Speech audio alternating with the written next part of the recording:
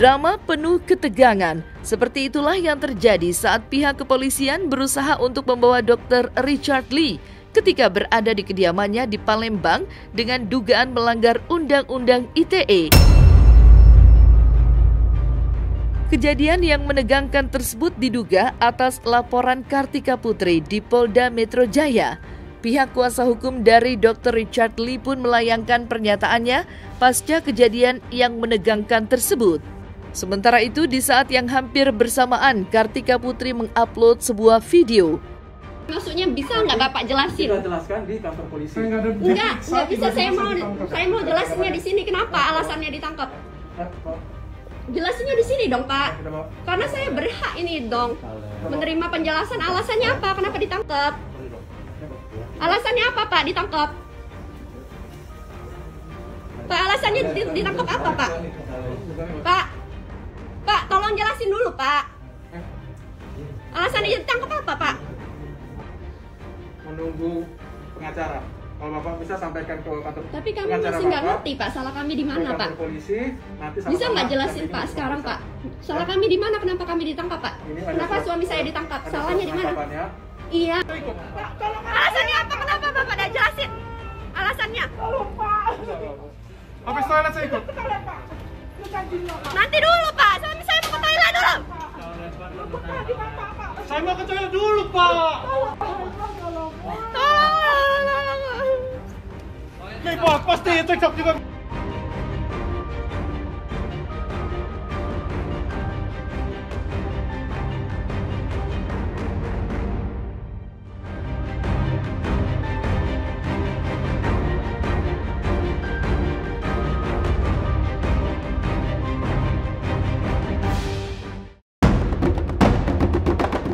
Permasalahan antara Kartika Putri dan Dr. Richard Lee mencuat ke publik sejak akhir tahun 2020 lalu.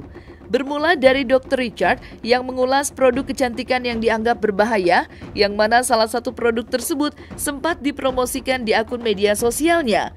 Buntut dari persoalan itu, Kartika Putri melayangkan somasi kepada Dr. Richard Lee hingga membuat laporan polisi ke Polda Metro Jaya. Laporan tersebut ditanggapi Dr. Richard dengan membuat laporan balik pada Februari 2021 lalu. Hari ini saya sebagai warga negara yang baik juga karena saya melakukan pelaporan proses hukum yang dimana memang segala sesuatu peraturannya harus kita ikuti dan kita hormati. Banyak yang tanya juga kasusnya sampai di mana. Sebenarnya kasusnya memang perkat Kapolri memang mewajibkan adanya mediasi. Jadi biar tidak simpang siur, jangan sampai nanti isunya saya yang meminta dan lain sebagainya. Jadi dengan Perkat Kapolri diwajibkan adanya mediasi, lalu ini sudah yang ketiga kalinya. Yang pertama dijadwalkan oleh pihak kepolisian, tapi beliau tidak hadir. Yang kedua juga tidak hadir tanpa kabar kalau saya tidak salah. Lalu yang ketiga, saya atas permintaan dari pihak terlapor. Pokoknya tanggal 7-an lah mengabarkan bahwa mau ada mediasi di tanggal 14. Saat ditelepon oleh om saya dan kakak saya selaku kuasa hukum, saya lagi di Yaman.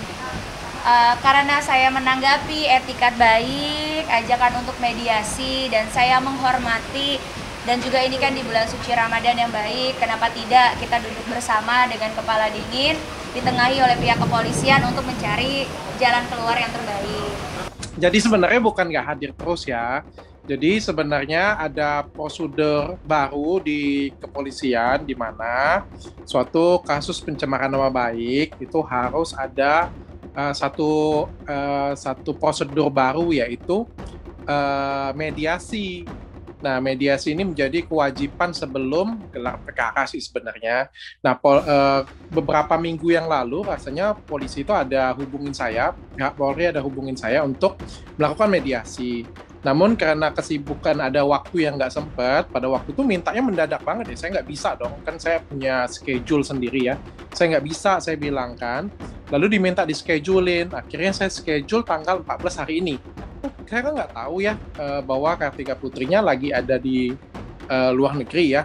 setelah saya tahu ada luar negeri, saya bilang dengan pengacara saya, sudah karantina belum? Karena kan kita kan ngikut Satgas ya, aturan Satgas ya. Aturan Satgas itu pulang dari luar negeri itu harus karantina yang benar-benar karantina terpusat itu 5 hari, lalu dilanjutkan dengan karantina mandiri 14 hari. Ya saya bilang ya saya keberatan dong kalau misalnya ketemu belum selesai karantina. Apalagi kan sekarang COVID kan masih merajalela banget ya. COVID ini masih ada di mana-mana dan juga ada kabar ada virus baru tuh dari luar negeri juga. Jadi ya saya nggak jadi masalah mau ketemu, saya bilang. Kalau misalnya beliau sudah selesai karantina tanggal 14 ini, saya mau ketemu. Tapi kalau misalnya belum selesai karantina sesuai dengan aturan Satgas, ya di-schedulekan lah di lain waktu setelah beliau karantina. Terlapor yang meminta hari ini untuk mediasi, kuasa hukumnya yang menentukan tanggal hari ini, di mana saya pulang jauh-jauh dari Yaman agar bisa mengikuti peraturan pemerintahan untuk adanya dulu kita bukan kalau di 5 hari itu karantina gitu ya. Jadi saya sengaja meluangkan waktu pulang lebih cepat agar bisa karantina. Tetapi yang bersangkutan malah tidak hadir dengan alasan katanya saya baru pulang dari luar negeri.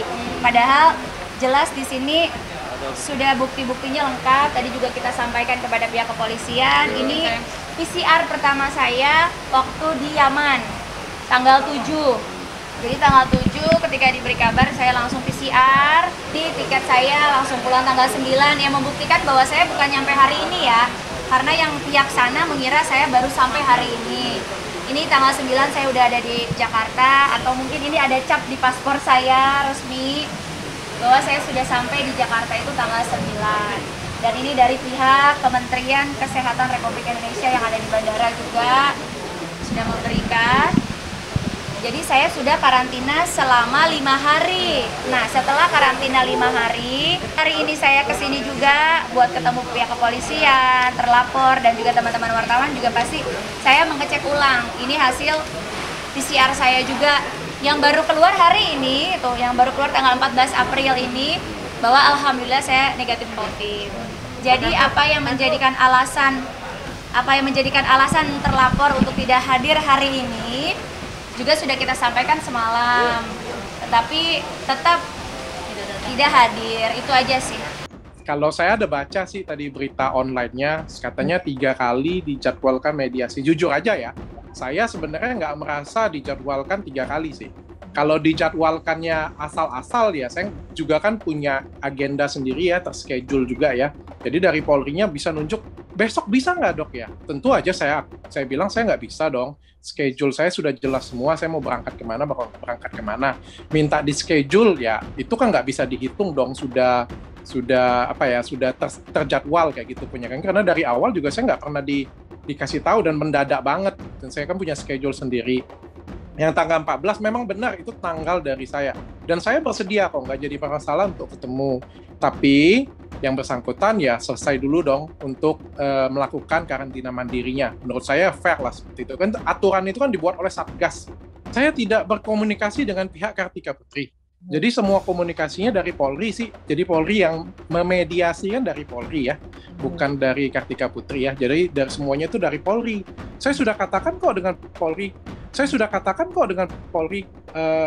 untuk di-reschedule lain waktu setelah Kartikanya sudah melakukan karantina mandiri. Saya sudah bilang seperti itu.